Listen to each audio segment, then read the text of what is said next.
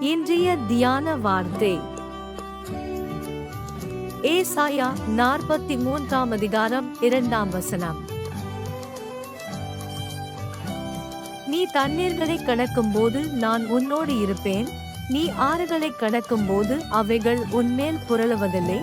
நீ அக்கினியில் நடக்கும்போது வேகாதிருப்பாய், அக்கினி ஜுவாலை உன்பேரில் பற்றாது.